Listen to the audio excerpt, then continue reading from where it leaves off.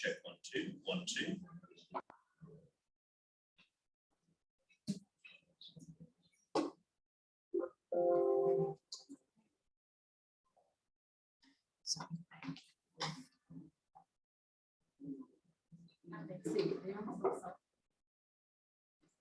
Check 1 2 1 2.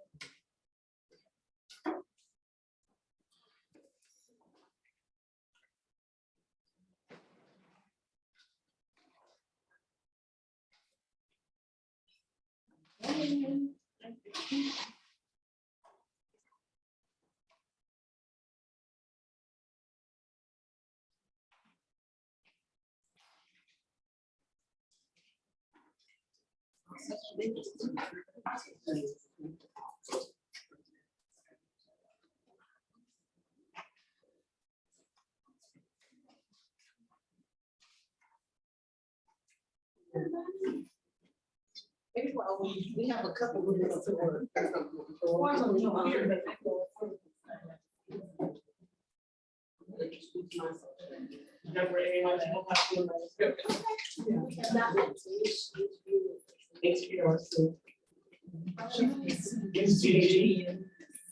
Meet my own folks up. I'm sorry. Erin Tuck from Albany, Georgia, high school teacher, ELA. Also, Southwest Oakland Street State too, with Allison.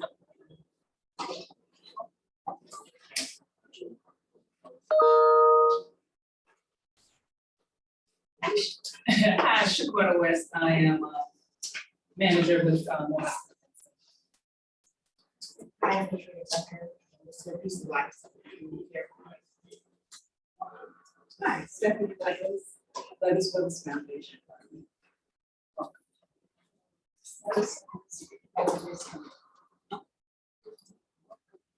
Perfect timing. Tell us who you are as you're coming in. I'm sorry, Janet Matthews from Clayton County Health District. Good to have you. John Brinson with Clayton Collaborative. Welcome. We're working to get rolling. I know I've been between you all in the freedom and the rest of the day. So we will try to make good use of our time. I, of course, have a prepared set of texts and stuff to kind of walk us through around the work that we've been doing, but I want to be clear that my hope is this will be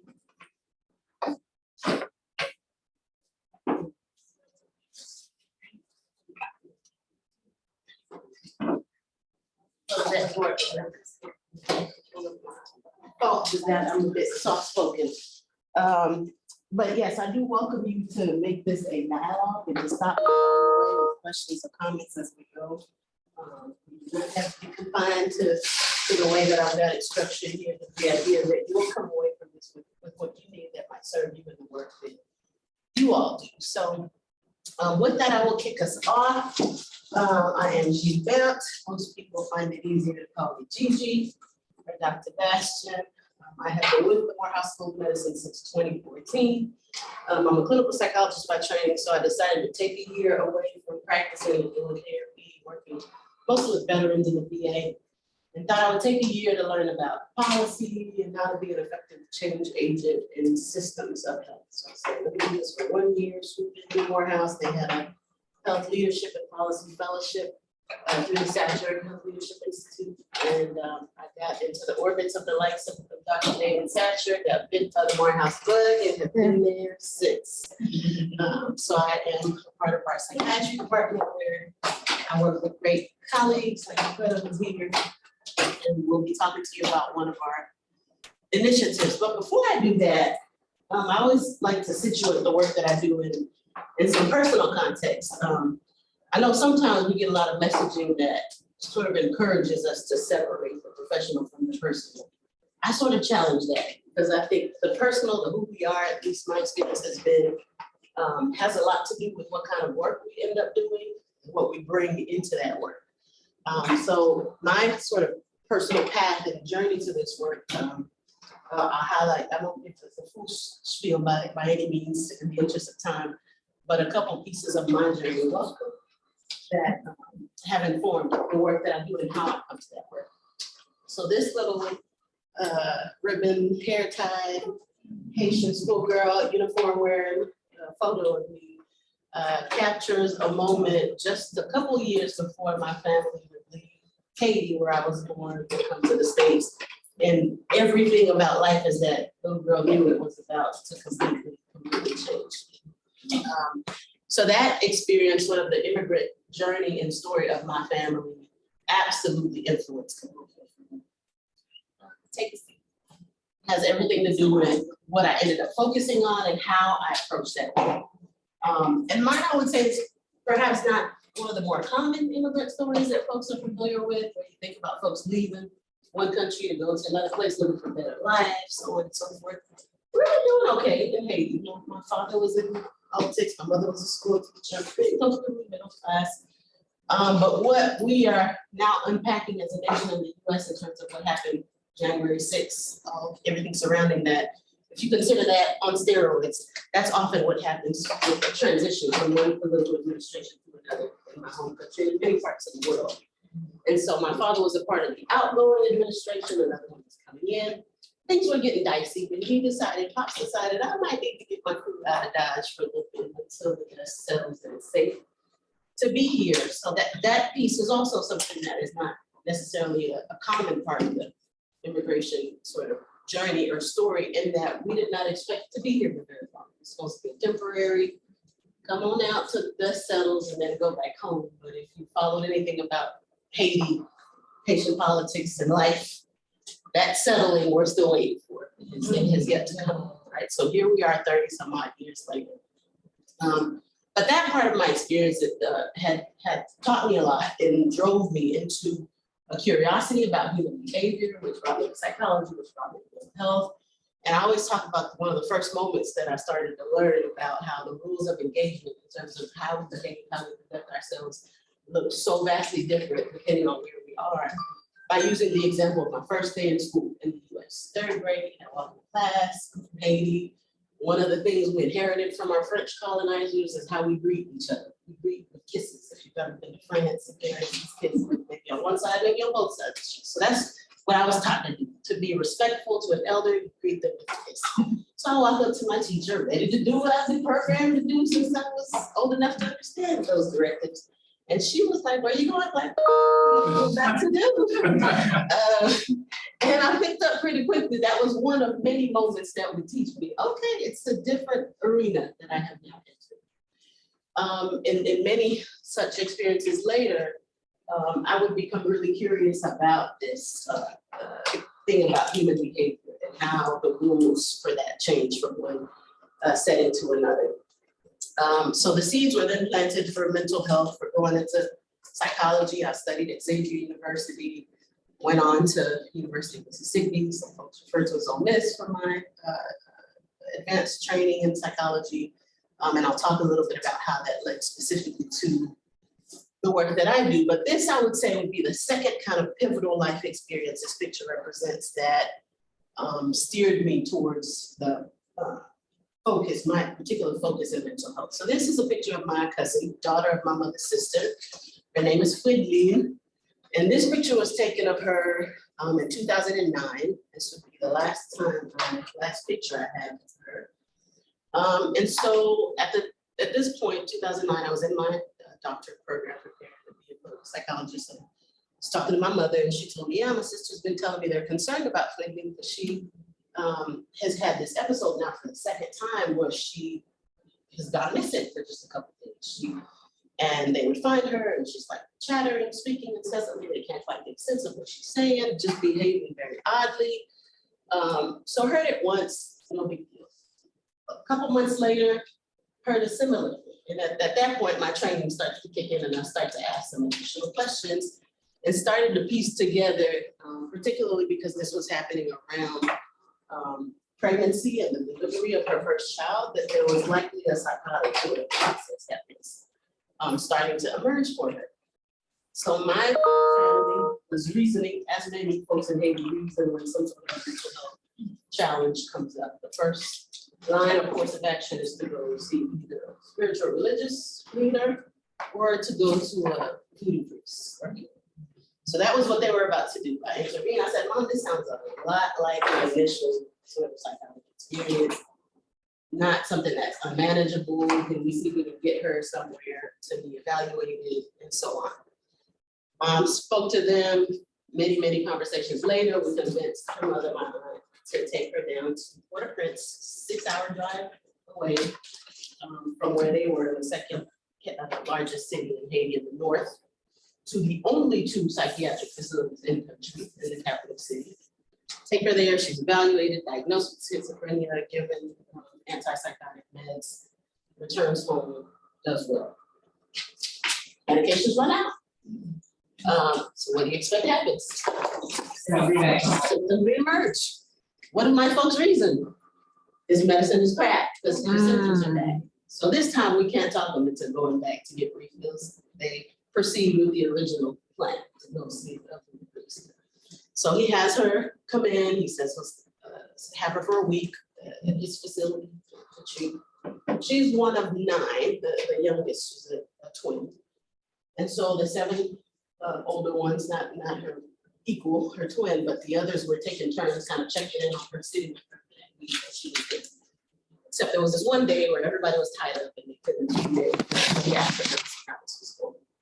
So on the night of that day, at 4 in the morning, they get a phone call telling me that it's that hospital X. She had taken ill and took her to the hospital, and that's where you all will find her. They proceed scrambling to get to this hospital, and by the time they get there, my beautiful, bright-spirited 23-year-old, leaving a 3-year-old behind cousin is gone. To this day, I cannot tell you exactly what killed her. Right, so an autopsy was not something they were resourced to do.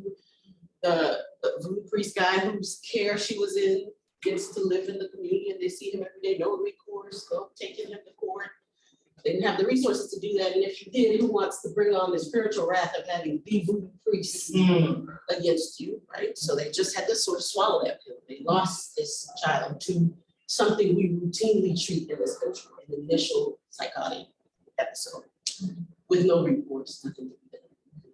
That to me was a slam dunk. I am in a PhD program studying psychology, and in my family, we just lost this beautiful soul to something we routinely treat in this country. So that was a huge sort of universe, bells ringing. You've got work to do, and it's going to involve more than just your sphere here in the US, calling them sort of back home. And if that weren't loud enough, the universe said, let's wrap this up a notch to get your attention, that there's work back home that's going to get your attention. In 2010, Haiti was hit by this devastating world, record-breaking sort of catastrophe that resulted in so many deaths and injuries and folks rendered immediately homeless that we could hardly make sense of it and wrap our minds around what had happened. At that point, I was ready to just drop what I was doing as a PhD student and run home. I said, forget this, I have got to get to my people. There's gonna be a lot of need in terms of what I know. Fortunately, I had an advisor who I call my academic mama, who had the sense to say, okay, come on back, let's sit down for a second, think this through. Yes, let's help. Yes, let's see what about your training and all of that can be of service. And let's get you through this program you've invested 4 years of your life into already. And so we ended up crafting dissertation work that would happen for me in Haiti. So for 2 years, I was in Haiti the bulk of that time, working with a group that was training adolescents, young adults, to do what psychologists would otherwise do in that setting, to facilitate support groups, to teach people about trauma, about what they were experiencing after that earthquake, how to take care of themselves, how to implement basic coping skills to help themselves get through, and that became the focus of my dissertation work. So before we go too much further, I use a lot of language that I take for granted we all understand, so I want to make sure we're on the same sort of page in terms of what we mean by those terms. So mental health is one of those that we have a bazillion definitions and ways of describing it. But for you, what does that mean? So something about that topic I would assume kind of drew you to this talk. So what does mental health mean for you? What comes to mind when you hear that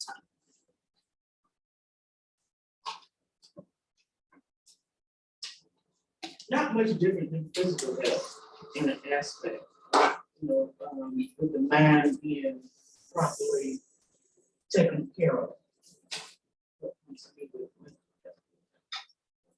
That putting it on the same plane as physical health, that's something as a society we haven't done the best job of.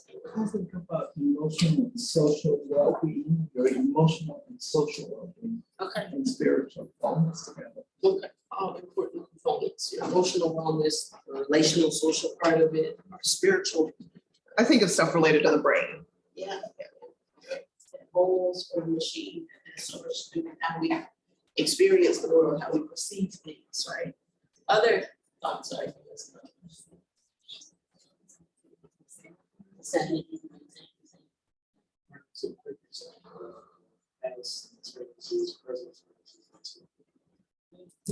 So there's sort of continuity to it. It's not just about how we're now, how that relates to where I'm going or going. Respond to traumatic situations and to assist someone else that's related to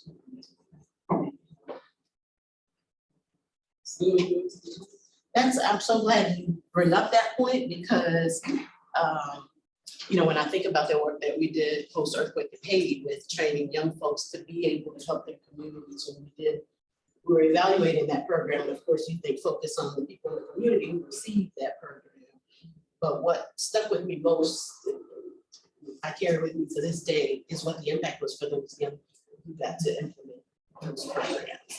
It absolutely was a game changer. I could be a part of the healing of my community, of my nation, or something like this. And what that opened up for them in terms of agency and knowing their power and interests and careers in mental health themselves, which was a really powerful thing and a really important part of their own healing. I just want to add, to me, it's thriving, and that doesn't mean everything's amazing. That means even when there are challenges and things that come at you, you have the resources, the mental, the emotional, spiritual, all of those resources to be able to go over all of those hurdles and different things. Like you come out of all those things okay, even if it's difficult. You're still thriving if you are okay through all these storms. Resilience. Yeah, so it's resilient. That's good stuff. Yeah, you all captured so much of what, one of my preferred ways to think about mentally functioning well. And some of that has to do with, fulfilling our obligations and the things that we have to do in the workspace, in school, at home, in church, and in different settings. And also this relational piece, right? We don't exist on an island. We're part of families, communities, at work, we have to work with colleagues. That says a lot about the state of our mental health, how we move through social spaces.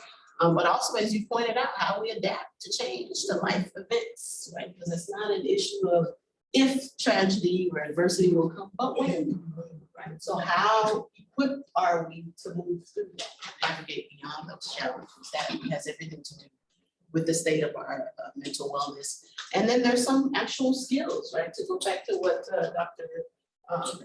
Mackey talked about in terms of skill set, mindset, assets, right? There's some skills around mental wellness in the way of communication skills, emotional sort of regulation, emotional intelligence we talk about oftentimes, how we learn from and through different challenges and how that helps us to move forward. Resilience, someone referenced, which is really important. And this issue of how we view and regard ourselves. Is there love there? Can we we hold ourselves in compassion, especially in difficult circumstances. Getting onto some more terminology that you're gonna hear referenced a lot. Migration and migrant populations, what comes to mind when you hear that? What is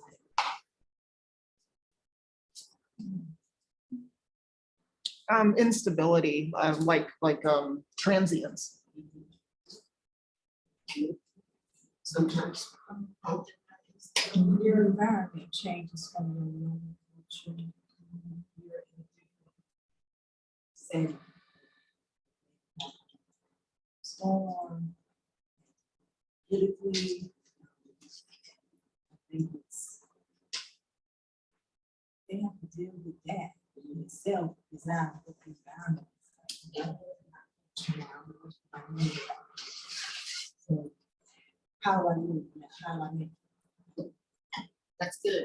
So that gets at both the practical reality of shifting from one setting, from one world to another, but all that comes along with it in terms of what normal means and looks like. Who am I in this space as opposed to that space? And it's something that we can see in lots of ways, right? Even within one country, we have those who move from one state to another. We have those who move from one region, from the South, and now you got to California. It's a whole different arena, not to speak of, from one country to another. We have, farm workers in this country who migrate and shift to the seasons of crops and what have you.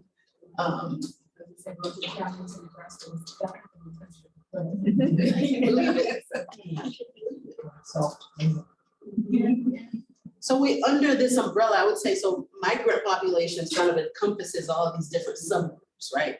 Under which you have immigrant, refugee, and I could go on, asylum seeking communities, et cetera. That describe folks whose migration is prompted by different circumstances, right? So what's the difference between those bodies, right? When you think about immigrant and refugee populations, what distinguishes one from the other? Usually immigrants are moving because of choice, and refugees a lot of times are seeking asylum, fleeing war. They're looking for asylum in a new place because of something that they have to move away from.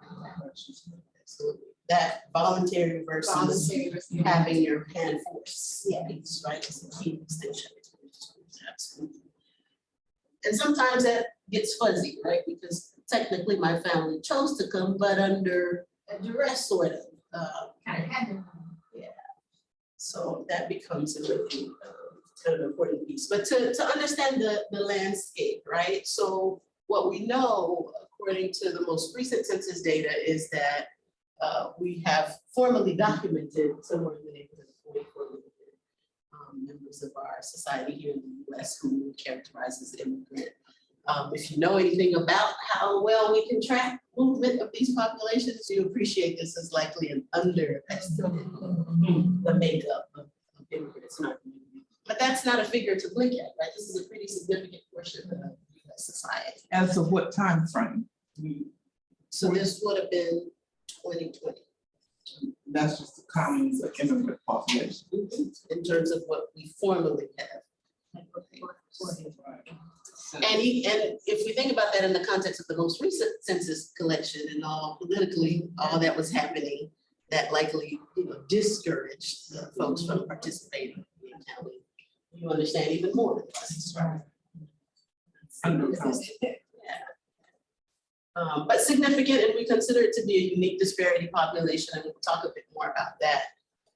But folks of Haitian descent actually represent one of the fastest growing immigrant groups in the US. And in fact, when we look at where there's concentrated Haitian populations, Georgia ranks fifth in the US, right? So of course there are Miami's or Little Haiti, and of course in the Northeast, New York, Boston, but also we have a fastly growing community here in Georgia, which is an interesting mix of folks having both lived in Florida and spent a little time in the Northeast. It's a different flavor of a Haitian community. You have retirees coming from the North who have worked as professionals and want a slower pace and real estate and all that drew them to Georgia. And then you have younger folks who come in because of the draw of Atlanta for young professionals.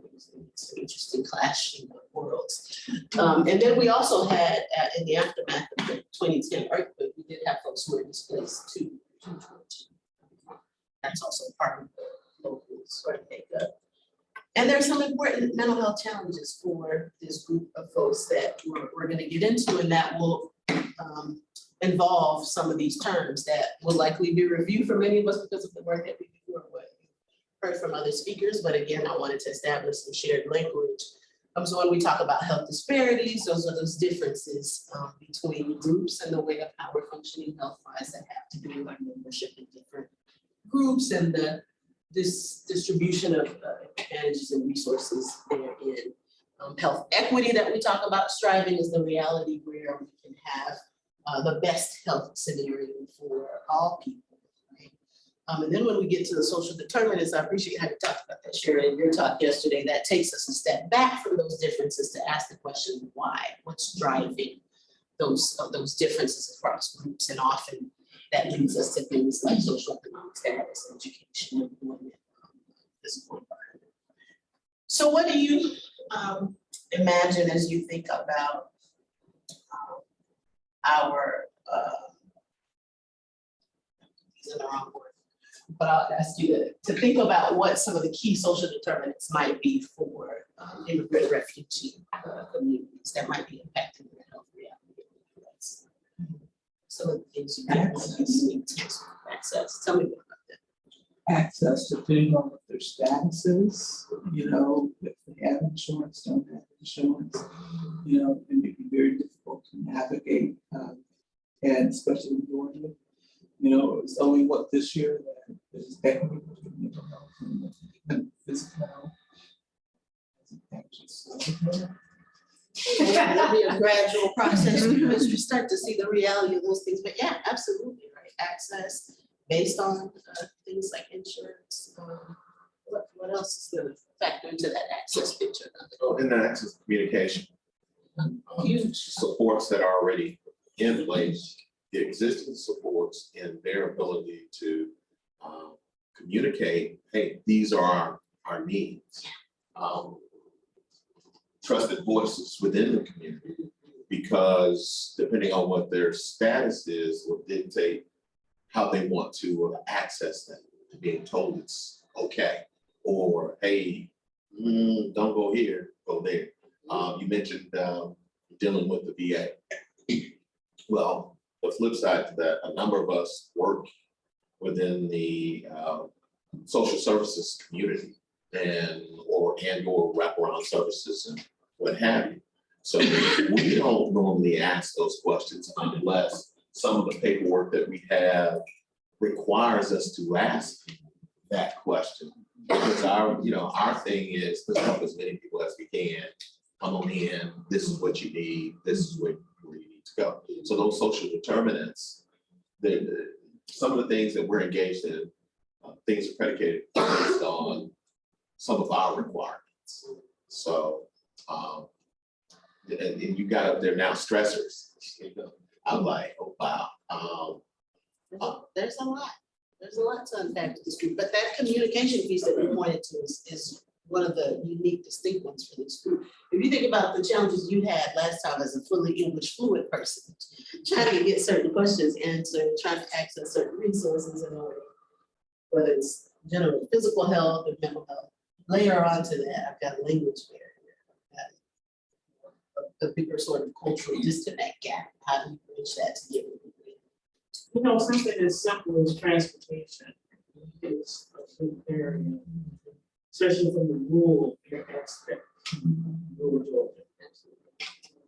And you do find, significant percentages of those are.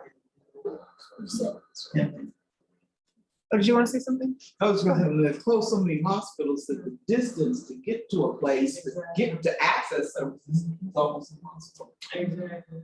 Access issues.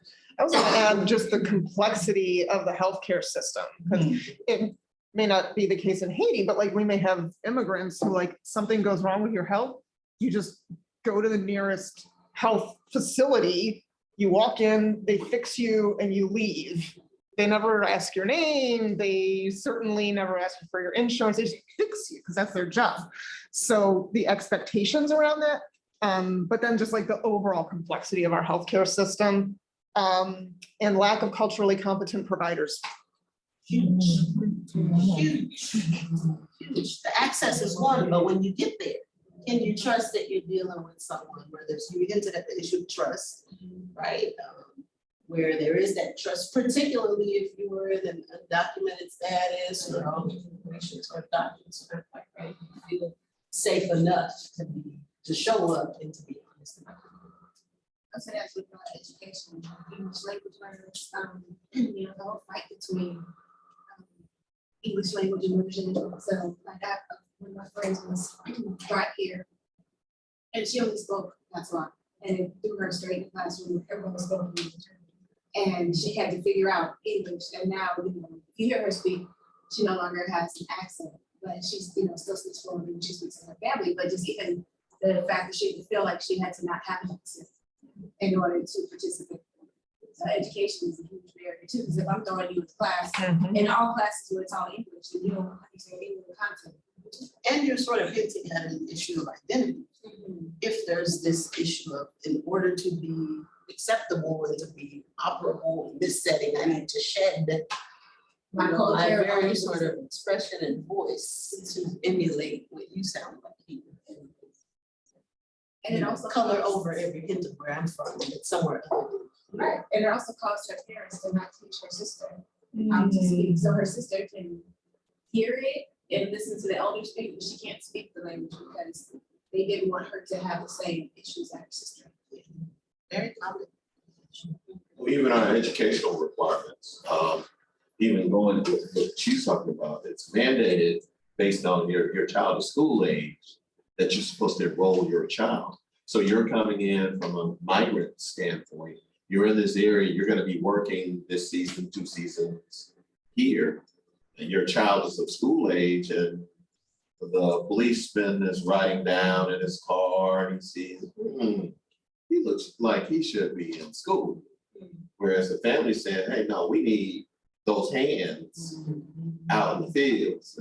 Almost had a flashback to Jim Crow. Oh, we need those hands in the field. But, you know, the law says, hey, he's supposed to be enrolled in school. But wait a minute, his status, again, it's about communications, understanding the cultural diversity, the requirements of that culture. Those things, it becomes a barrier. Lack of better expressors. Absolutely, absolutely. And there's a ton more that I could probably layer on to what you all are describing. We've captured so much of what can be the challenges and not even honing in specifically on the health illness piece, which for this group that we honed in for the work that I'm describing here, we have ties to Haiti, is very much connected to these disasters and catastrophes we've been hearing about, right? Whether that comes in the pre-migration stage, and maybe that's a big part of what prompted people to leave. How many of you know that a lot of the folks who ended up at that border in Texas are folks who've been on the move since that 2010 earthquake? Went from Haiti to Chile to Brazil, Mexico to now trying to in the US, right?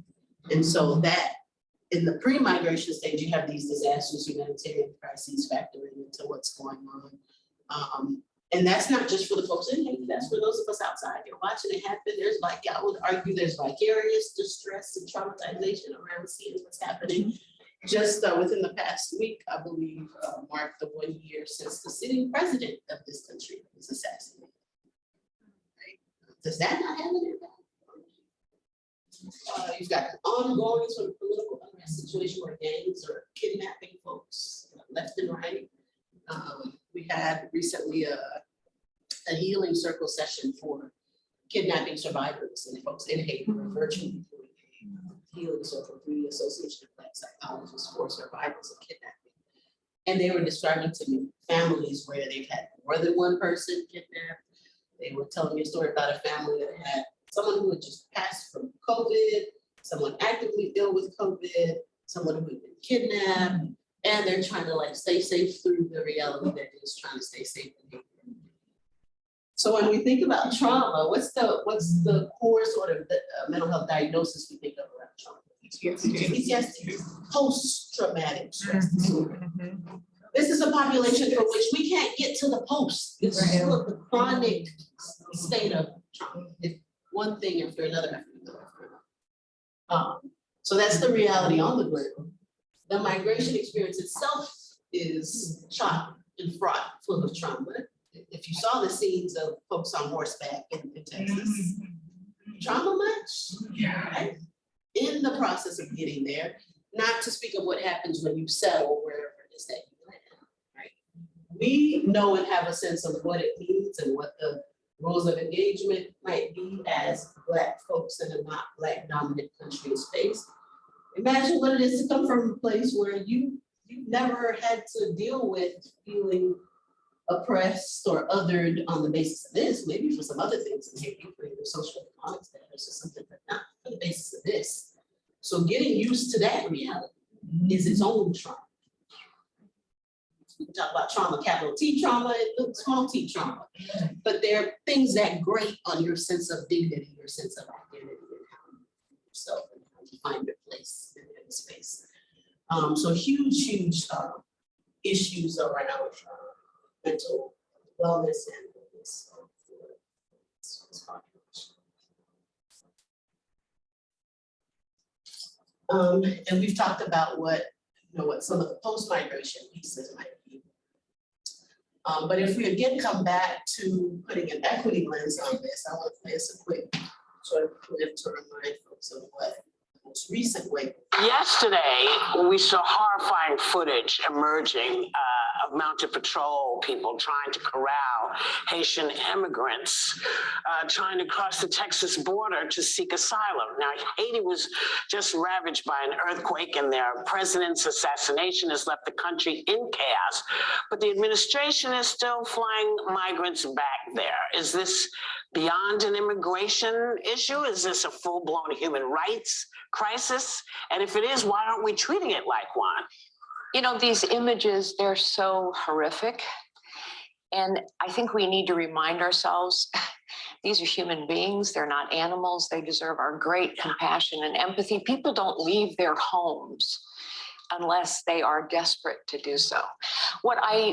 It's a powerful example, I think, as well, of why foreign assistance is so important. Yeah. If people have no hope where they are, they're gonna move. Yeah. Human history is full of that.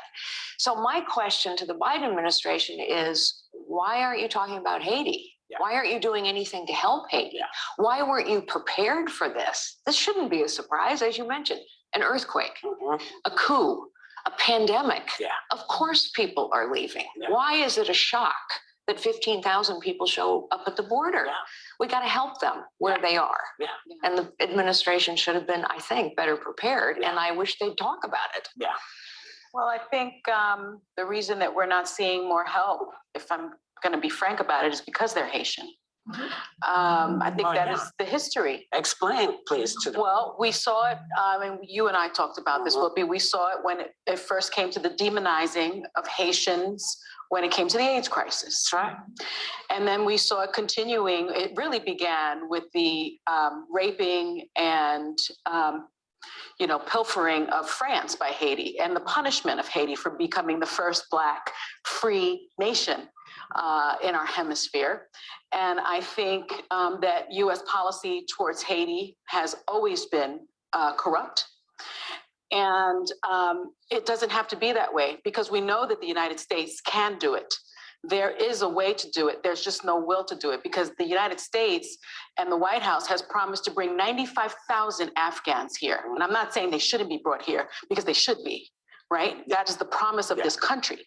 But if you can bring 95,000 Afghans here, then why are you sending 86 Haitians back on an airplane to a country that has been devastated?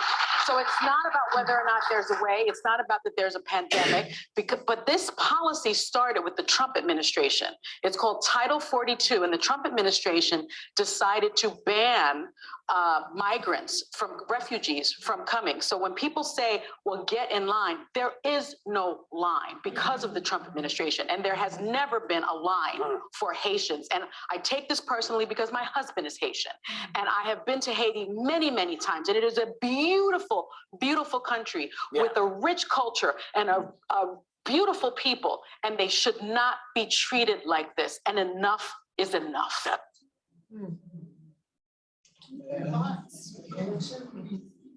Yeah, I mean, it's right when she said, you know, it's because they're Haitian, and yeah, that's just like was in the back of my mind.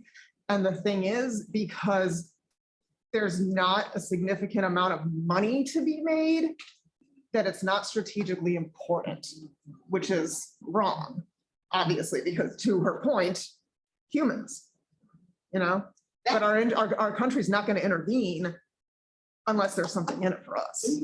Yeah. And they do intervene, and there are interests that are attached to money for them to make, that they move on in ways that we don't often hear about bases of gold in country. They are involved in ways that they should be, or reserves of iridium, I think it is, that they can use for cell phones and stuff, that they're nosing around and involved in the mountains of Haiti trying to access. So that too is a part of the narrative in terms of it being a resource deficient environment. And it's strategic, it's by design. It's just making me think, even when the earthquake happened, I remember the US and other places offering assistance if they were allowed to control, you know, airspace and certain things. Like, you know, people have been fighting to get some control of parts of Haiti since the French were pushed out. So just even that playing a role into the US not assisting and not doing. And for 15 years, the US took that control, occupied Haiti. And while it was there, said, what's this, your constitution? Edit that. Right.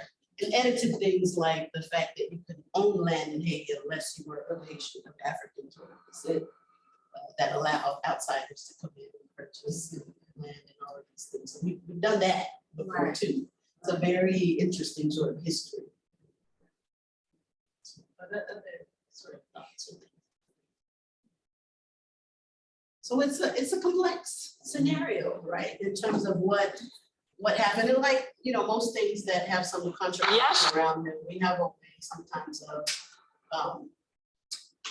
you know, simplifying these things in brief discussions that loses a lot of the nuance, a lot of what happens, because anytime I hear these debates and I map around immigrants and refugees, particularly from Haiti, and I try to map that onto the reality of my experience there.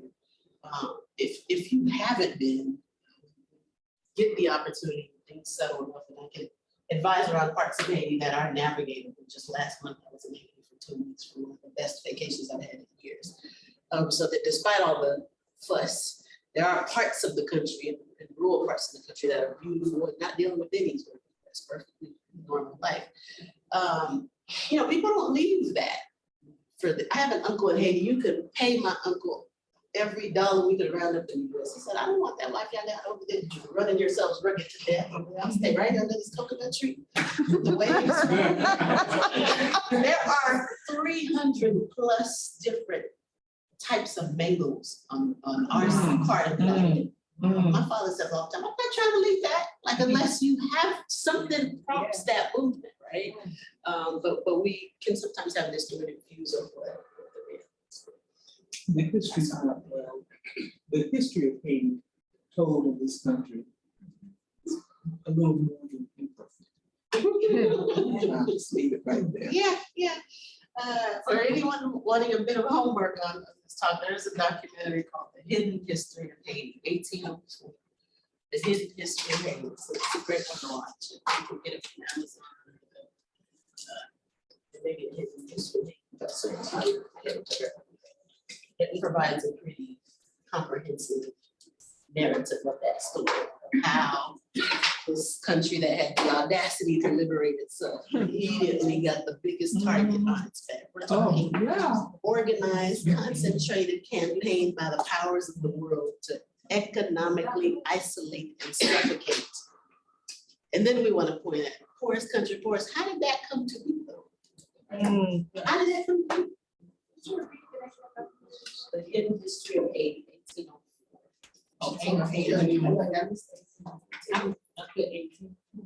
So trauma, as we've talked about, is inherent in, really, we could start from sort of generationally to our collective trauma as a people.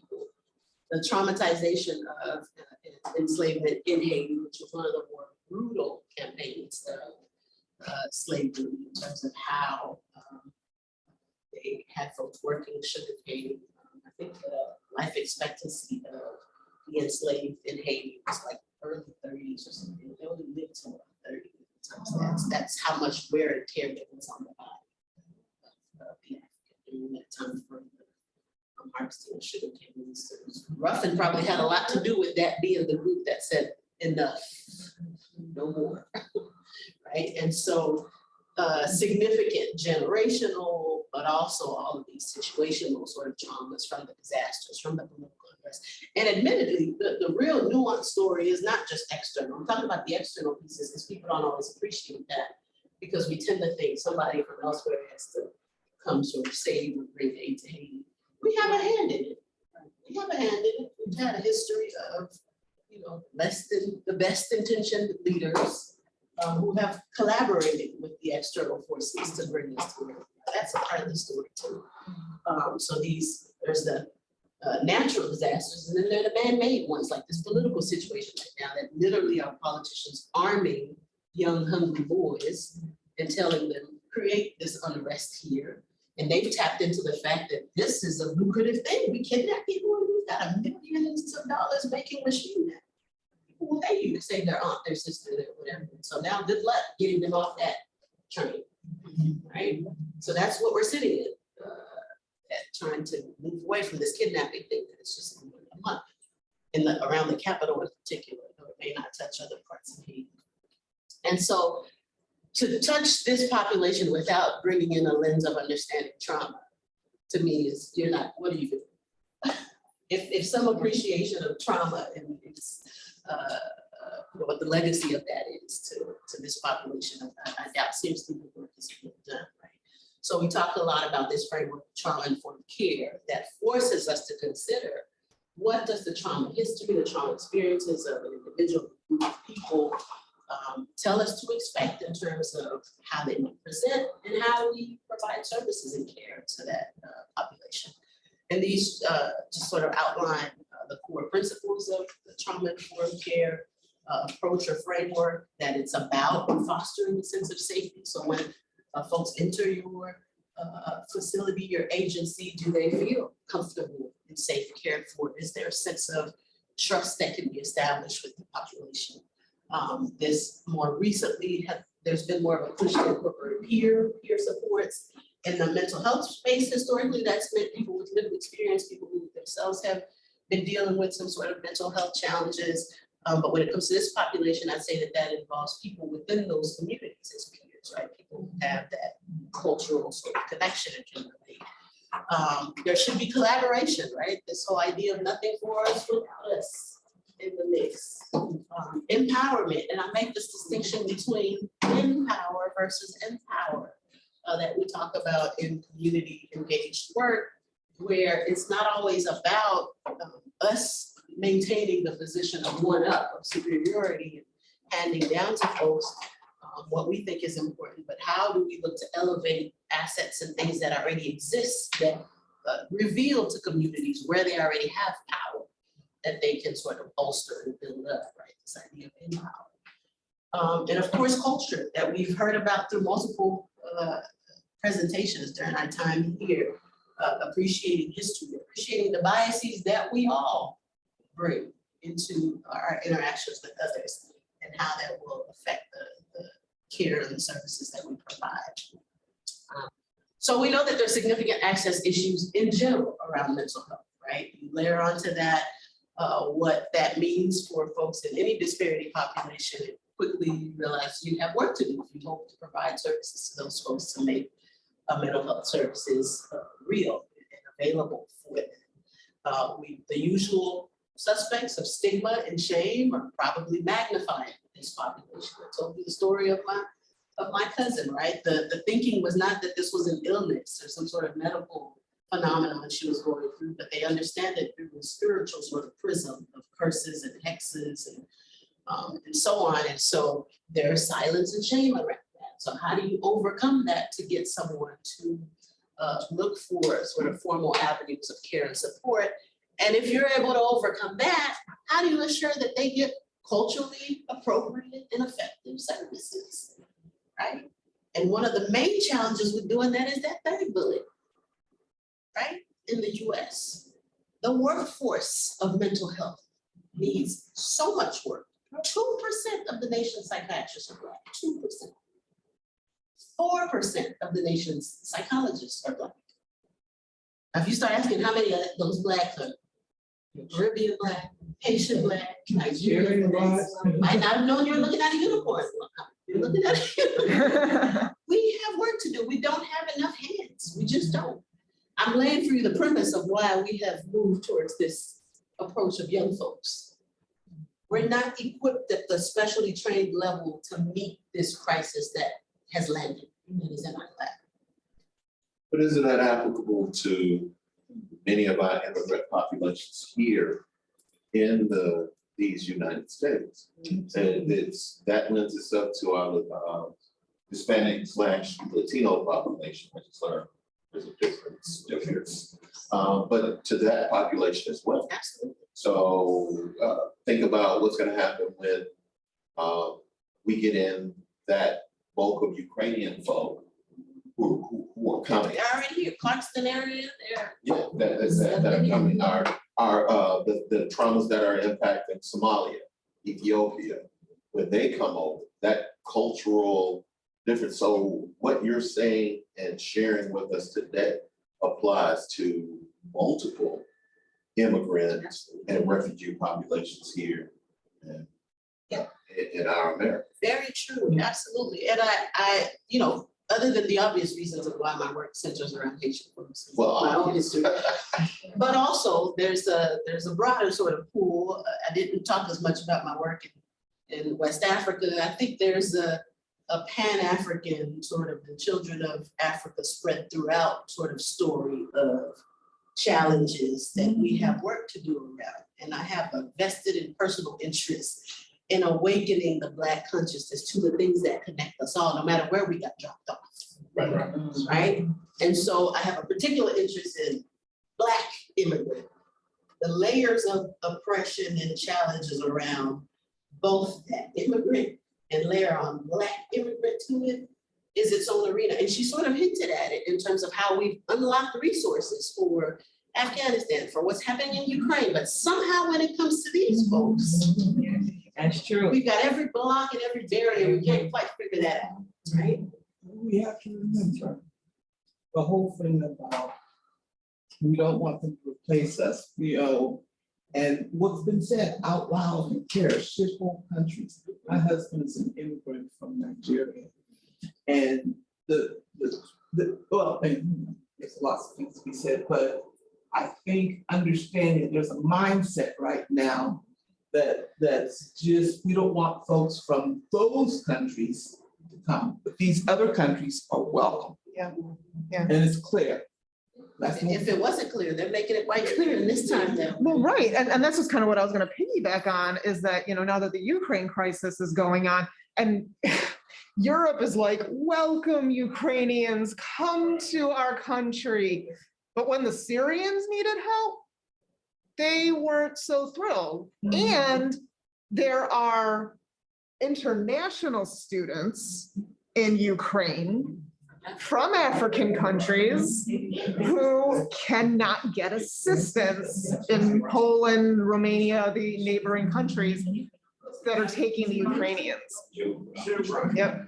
Yeah. Absolutely. And that's right now, 2022. Yeah. Yeah. Yeah. So you're you're getting at a lot of the layers of what we're contending with. And it's complex enough that no single group is gonna be able to take them on, and these things require coalitions. So that's sort of my interest in bringing this to spaces other than patient folks we think about. But it affects and involves all of us out there. It's just something simple that I say, it's so dynamic, there's so many layers. to all this. One of the things that I think about when you look at our young people, you know, and I've heard women say, why are cyclists and last time? This has been generational past. Okay, there has not been, you know, things that have not been fixed, it's not been whatever. So it's been passed down. So when you see this, don't be so quick to judge and just say, oh, you know, oh, da da da da. You know, it's a lot. There's so many layers to it. So, you know, I just, it's so deep, you know, and it is so deep. But that's one of the things that I share with sisters, I share with, you know, other people, is that you need to understand this. So when you deal with our young men, you have got to break this down to them and help them understand this piece of it. So hopefully it's something. May not be making sense the way I'm saying it. Context is important. It's layered. And it adds to what we said, Mackie said, and somebody else said about the, you know, the destruction of the family. When you don't have the elders or the adults or taking care of the young ones, we're not putting our focus in the right place. And that's intentional. Have a pipeline from school to prison is intentional. That's why we have to work as hard as we do. We need allyship. And the youth, right? So I've explained a bit of why I've honed in on this particular pocket of our broader US immigrant refugee population. And then under that group, we've honed in on young people as a particularly important group, strategic group for us to hone in on when it comes to mental health. And that's because if we weren't aware, we are in the thick of a legitimate bona fide crisis. As folks who work with them, I hope that I preach into the choir. This is clear, but in some spaces, people are not always aware of that. This was true pre-COVID, but COVID has taken that, right? It is serious out there. In the past year, we've seen a 31% increase in emergency room admissions for mental health emergencies among our adolescents. You have 51% of young folks surveyed in 2020 saying they are very often thinking about suicide. These are numbers that should have our attention. Second leading cause of death among this age group, adolescents and young adults, 18 to 24, suicide. The alarm bells should be ringing, Right, and that's why we're as a society. You have to break that stigma about mental health services. Getting mental health services for all of us. A lot of us are suffering from generation. So just at the end of last year, the Surgeon General, put out the statement. Like, we have a crisis. We have got to galvanize resources and figure out how we're going to get to the bottom of what's going on in this country. When you have this many kids picking up arms, shooting each other up in schools, and what is going on? What is going on? Right?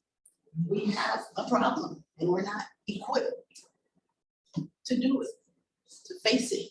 So why? What's driving this crisis that we find ourselves in? Thoughts about how we got here? I think part of it is fear-driven. I'm going to say it out loud. We live in a white supremacist culture. And people feel like something's going to be taken away from them.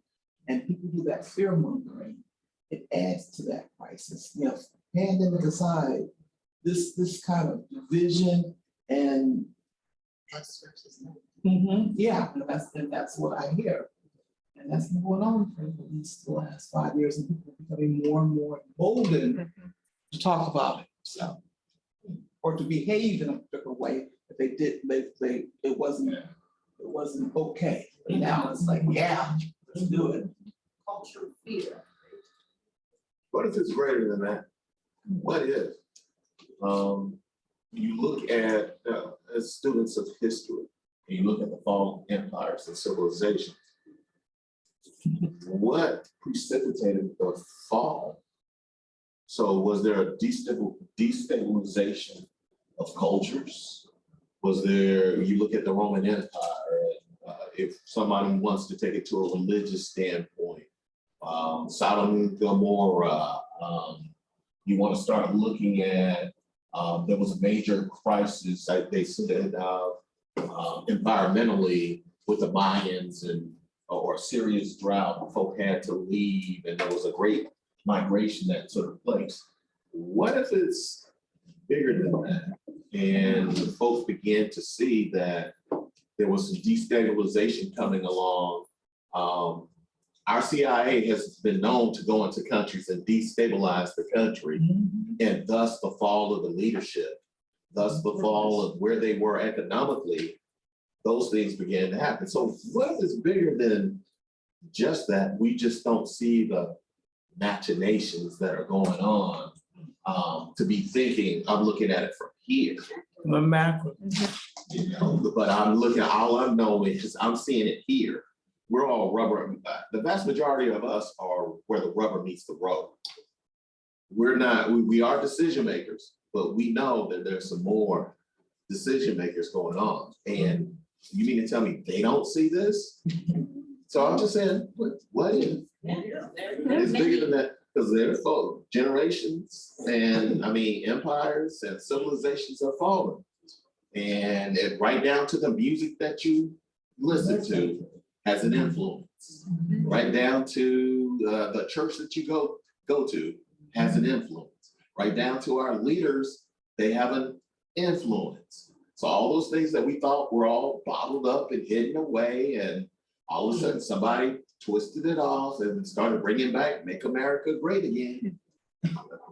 For who? So I'm just saying, what if it's big? The macro, yeah, it's there. If we're gonna talk about it, then all of those layers are fitting.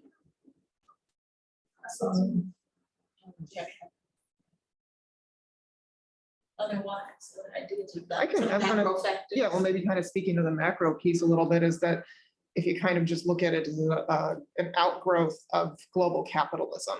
Because the whole point of capitalism is wealth accumulation and greed and exploitation. Speaks. The ultimate machine. Yep. Getting a PhD in sociology. There's a lot, you're capturing a lot of it, right? There's a lot going on, huge macro levels. There's a lot circulating our societies right? Not only this never-ending pandemic, it feels like we've been hovering in what's happening with racial justice and race relations in the US, what's happening with the environment. When I think about young folks in particular, when you have an opportunity to talk to them about why there's hopelessness and despair, this environment, y'all don't even think we appreciate how much they're thinking about. In ways that I certainly wasn't. They're seeing what looks like we're moving towards the cliff, and not enough or with enough aggression or speed is being done to avert that. So you can sort of appreciate why someone would say, what, let me check off this thing is going off the rails anyway. There is an actual real environmental existential crisis piece that I hear about clinically as a therapist and working with folks that's attached to this hopelessness to the point of suicidality.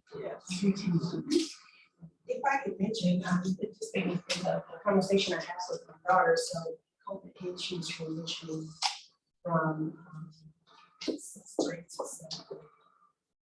Well, from when she was in the sixth grade, and so she was eighth grade this year, and she's going to school. And she was having a conversation with her teacher in the classroom, and her teacher expresses constantly how the eighth graders now from sixth grade. 2 years ago. And it's like, she said, you know, and of course I know it can be education herself, but to hear her say, Mom, what I don't remember what sixth grade was. I didn't get to experience sixth grade. I don't know what it is. here I have a, child that's going to in high school. And so the conversations, I'm a mother of six, I have 6 daughters. And the conversations that I have with my children, my girls, is they're tough. I'm saying it's extreme. Things that I did not think that they're thinking. They're thinking. They're facing so much more than historically that we were facing. So that's important to keep in mind, because I'll admit, I'm a millennial, I was born in the 83, right? And I fall in the trap of Gen Z and like, come on, get it together. But I wasn't facing an iota of what these young folks are sitting in right now. While they're in this like critical period of trying to figure out who I am, what I want to be in the world, and the whole world is whirling and going amok around. How do you ground yourself in this time? The social media, all of that stuff intersects. Yeah, not to get at, and they still have to go through the things we went through, like just individual, just trying to figure out who I am, identity, self, presumption, and. I'm just gonna say this, and I'm sorry. I'm gonna do it.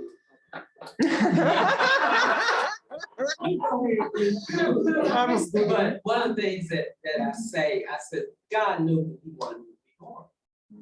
Because, and in my generation, everybody's all critical of these kids. How would I survive? I'm adventurous, I'm moved, I want to da da da da da. And so they are being bombarded with every single thing, every single second.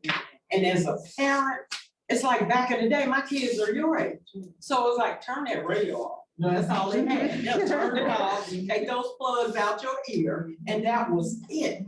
But now with all this stuff, I don't know where I would be at this age.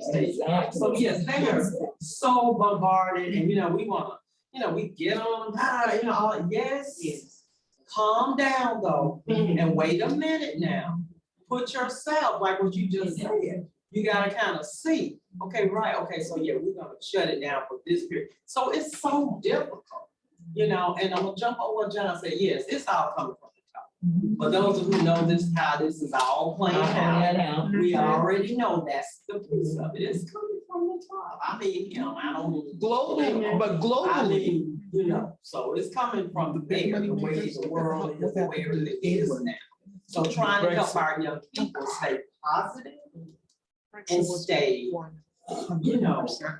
grounded and positive and keep them, like you say, they say, oh, go ahead and take this out. So that's what do we do? What do we do? We praying, but what? He says, of course. Part of it is what you're right? This compassion, understanding piece, to even have a clue of where they're coming from. Right, and being able to come close to meeting them there before there can be any hope of bringing about some sort of outcome. No, I was just gonna say, it's, I have a 14-year-old and a 9-year-old. And then I also do community rites of passage, whatever. So, and the rites of passage is so important because the reality is, we just had our 8th year. So we have over 60 young women who have graduated. And they talk to us about things that they would never talk to their parents about. So you have to have open communication with your children or have somebody in their life who they will talk to. You have to right. You can't tell them don't listen to that because they're gonna hear it. My 9-year-old is singing songs that I know I've never played. And I'm like, how do you hear this? Oh, they're playing it at school because everybody has phone. So I have to talk to them about what they're listening to and process it with them.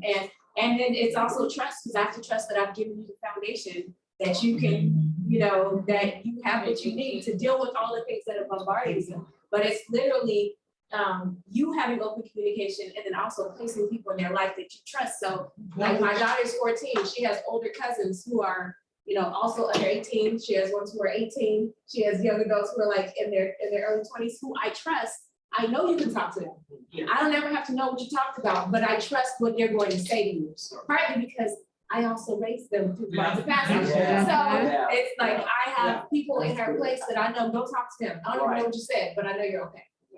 So it's literally different. It's literally different. Well, there's my point with like the downside we see for the younger generation. What I kind of take That's just how it is. The upside now, so advocacy in a situation that's not optimal.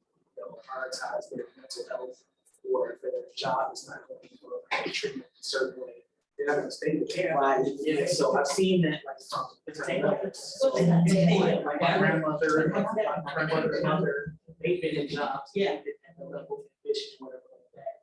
I decided, I was like, that's not gonna be me. So, but I'm still have that reservation, but, and I have cousins that are like, I'm not gonna do this because I'm not happy. And so just all that is kind of hopeful. Well, that's an excellent reminder for us too, right? Because we are in the middle of a crisis. Yeah. But, and I'll speak a bit more on this too, in all the work that I've done in disaster settings, be it in Haiti, be it in West Africa, post-Ebola, there's always the disease, disaster, dysfunction will scream loudest to you, get your attention, but always there's the other side of it. Always there's resilience. If you watch the CNN coverage after that 2010 earthquake, you saw my people in the streets praying, singing, pulling each other out from under the rubble before any external help was there. In Liberia, they had worked out in these remote villages how to check in on these families and put markers to say, this is a house with someone with Ebola. We're gonna rotate who sets out food in front of their door so they don't have to come out and expose other people. There's always the resilience of the assets in the other side, right? And so that's an important reminder for us too. While we wanna be open-eyed and real with ourselves about the challenges, and there's always assets and strengths that we can leverage to help. Yes, I just wanted to add, I must say, our grandson is 15, he hasn't used. So we're trying to get that. So we can see what it's like, see what they think about it. And then on the other side, we keep our younger grandchildren to 3 and 6 now. What did you learn, Steve? Tell me. We're asking open-ended questions so they begin to feel comfortable expressing themselves and talking about things. And I see the village to help my children raise their children. Now, when they come to grandparents, it's different. Tell me what you did. Tell me what you like. What you did. Open-ended questions to get them to communicate and express themselves, and that will help some of this, help coach their mental health. It's important. You're cultivating voice. Yes. And a part of why, you know, these kids, they don't have anyone to talk to someone, say, they don't feel confident in themselves. So we are self-esteem. I'm afraid to talk about it because of this, and this. Or I'm timid. No, you're not timid, you just speak. Fear consequence of what you're going to talk about, how you're going to live it, and perceive. So we have to, at some point, coach them to the freedom to express themselves with the good, bad, and ugly. Just be honest about what you're going through, and then I will open the door for guidance. Village people to coach them out. Mission given for huge. Absolutely, yes, a lot of times we'll tell them, no, just be honest, what's going on? And then the way you respond, if your face changes, if you hold your breath, if you get angry, they're never gonna talk to you again. So our response is 20 times more important than them understanding. Like hearing you say, talk to me. Able to hear and receive what comes on the other side. Listen, because when you open the door, you don't know what's coming through. So this gets at, to your point of voice is important because I think whether it's we're going into a different part of the world to assist with something and we, from our expertise, think we already have some ideas of what they might need. I think we apply sometimes that same approach to our work with young folks. If we've been there, we're all of we. Sometimes that bringing back that humility to sit and listen and hear from our young folks becomes really critical. So I want to talk a little bit about our strategy with the work that we've been doing. And part of that humility for us has been acknowledging we might have the right message and the right resources for mental health, we're not always the best messengers. to deliver that, right? So that's our angle in targeting and honing in on youth to lead their own mental health sort of recovery and advancement, right? That's also our angle in engaging faith leaders, right? I talked about in my family, that's where folks were really ready and willing to go to, whether they go to the faith community or traditional healers and Hula priests and in Liberia, some of our work in West Africa was working with Hula priests and healers, where folks go for mental health care. How do we ensure that when they come to you, you have something to hand to them that's attached to some evidence base, to something that will help bring relief from the challenges that brought them to you. And being able to, as elders, make way for our young folks to grow into their leadership abilities becomes really important. Were there acceptance of that? How was it received? The healers, the traditional healers, it's a process like most things. You have early adopters who acknowledge. So in the work that we do in Atlanta with faith leaders, we have one or two just gung-ho ambassadors. We have, for example, a young Haitian priest in Atlanta who studied anthropology and psychology. So he happened to have, he was an audience for this kind of thing. And so then he helped us bring other times in work. And so there was like the reality pre-COVID when we started this work in 2018. But then by the time COVID came around, they were knocking down. So we have more need here than we can hope to respond to. These were the pastors and priests calling us like, come on back. Remember that conversation you wanted to have? We're ready, right? So sometimes it's the long game of cultivating the trust and it depends on how you come at folks throughout that, right? So even the work that we did post-earthquake Haiti, there were folks who approached that work who would finger wag and down talk folks who are going to their voodoo priests for relief from the trauma and the things they were dealing with. We helped young folks facilitate groups where we would rotate. They would do a prayer representing different denominations. We would let the voodoo priests come in and be a part. We're not going to take away what you have and say that's crap and this is the coping skill. Let's take what you have and layer on to that some additional coping skills. Keep that, go see your voodoo priest, but how about this too? Try some breathing exercises, do this and that, right? And so I think that is a part of the humility too, respecting existing modes of healing that often we don't fully understand. And I'll acknowledge that as someone Haitian because of my experience with my cousin. I had a very negative view of this community of healers. Then I went to spend some time in West Africa and then had it slammed in my face. No, you can't move that way and do good work. Right. So you have to have some appreciation for what their expertise is and what they can do and how we collaborate. And you'll find some who will recognize this is my arena and this is where I hand it off and call you in. And there can be collaboration and true partnership. I just want to say, feel like it's really important to say, because I heard some of the reactions at the beginning to mentioning that story. And I know a lot of people have bias against people in traditional spirituality, whether it's Vodou, whether it's Ifa, whether it's Akan, whatever it is. And I know priests in all those spaces who are very balanced in that I've seen them work with people who, and assist, and I've seen them work with people and say, you know what, you actually need to go to this place and get balanced out on traditional medication. I'm not traditional African medication, but Western medication, and then come back and I can help you maintain. So I don't want people to think that traditional priests are all saying, no, don't do all that Western stuff. This is what I have to take this herb. I know people very balanced in all of those traditions who are like, no, baby, it's too late for herbs. Come here. You need to go see a mental health professional. You need something that's going to chemically balance you, and then I'll help you maintain.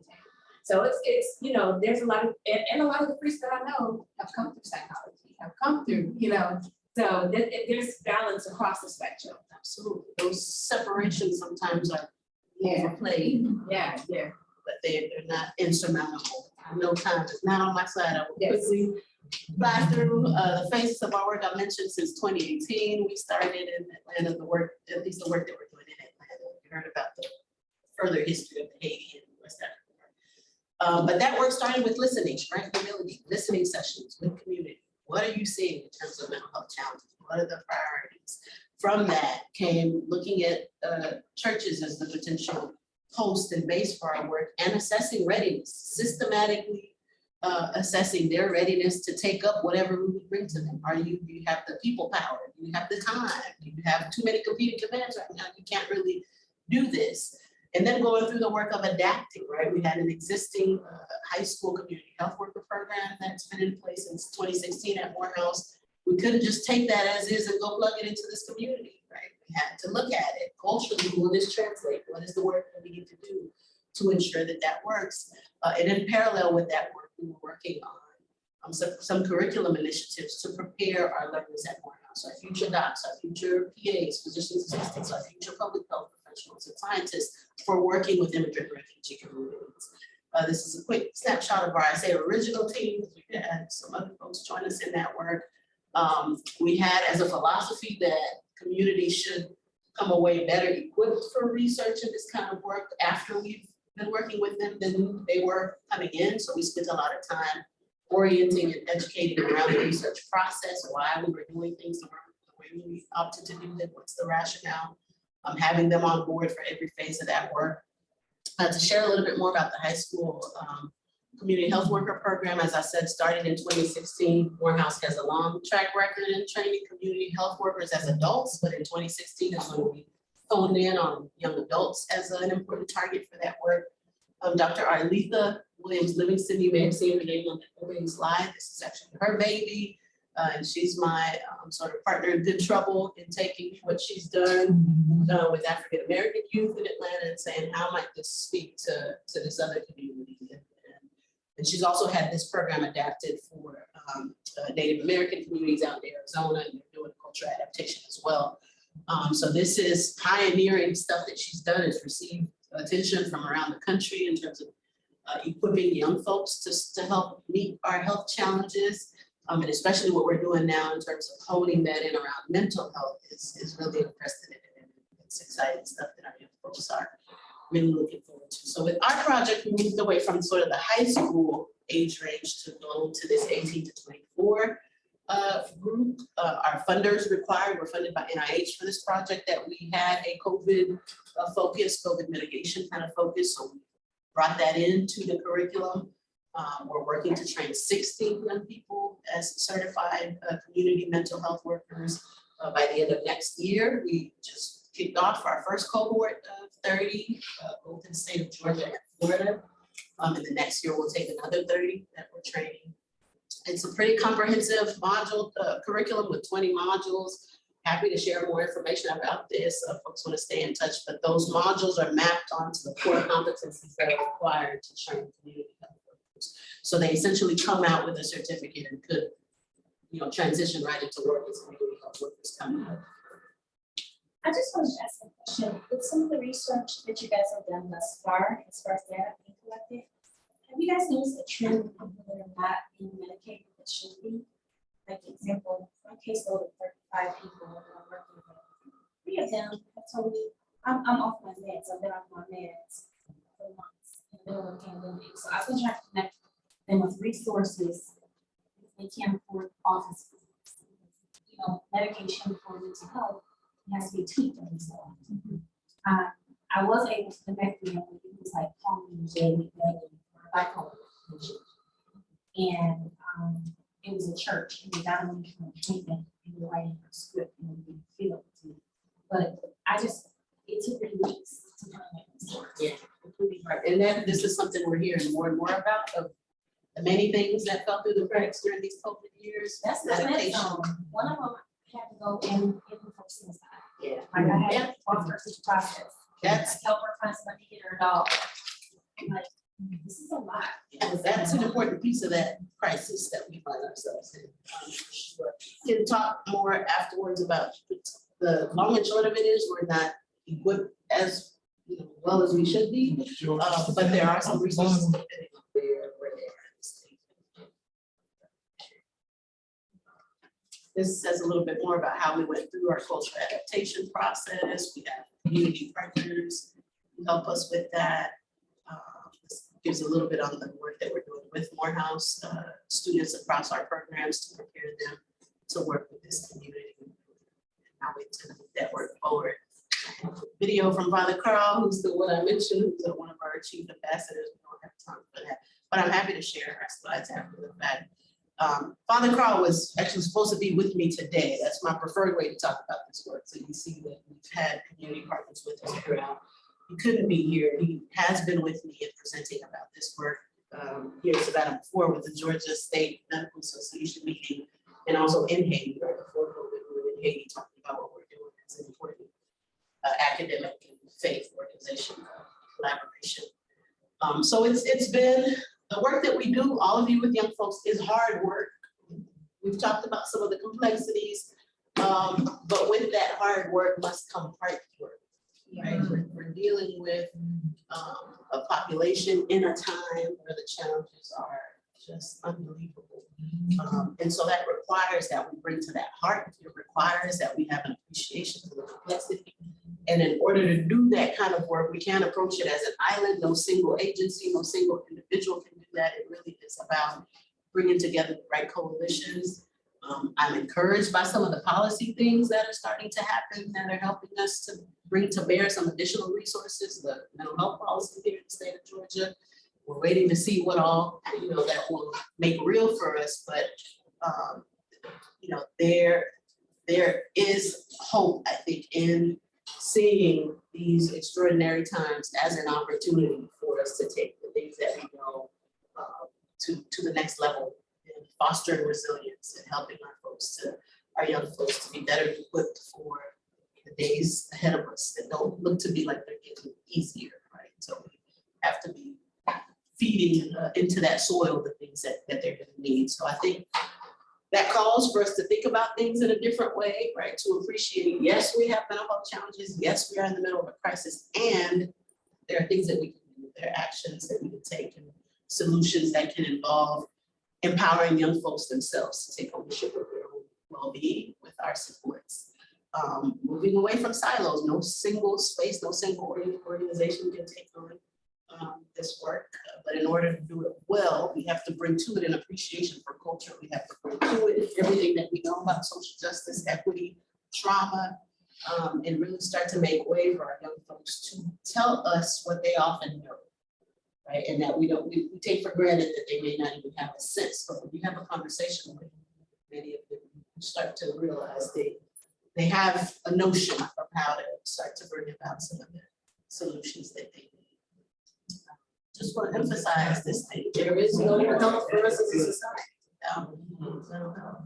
Just don't believe that there is. Acknowledge some of our partners. Huge and contact info. I don't have a fancy QR code. Just old school. Trying to get into the place. They show me That's the way it could.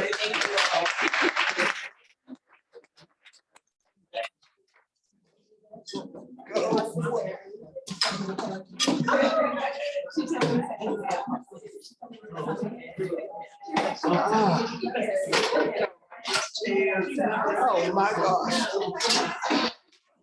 How are you? You gonna be okay?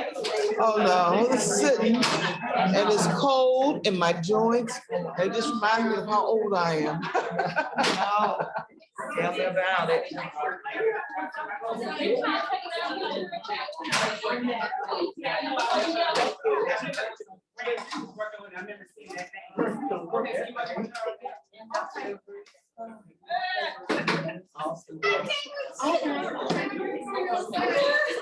I'm being here. When you get what you got.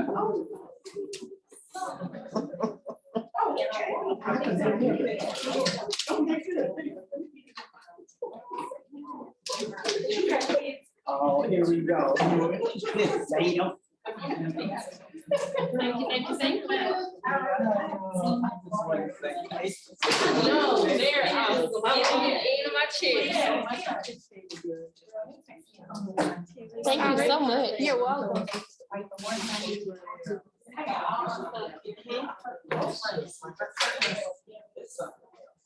So much.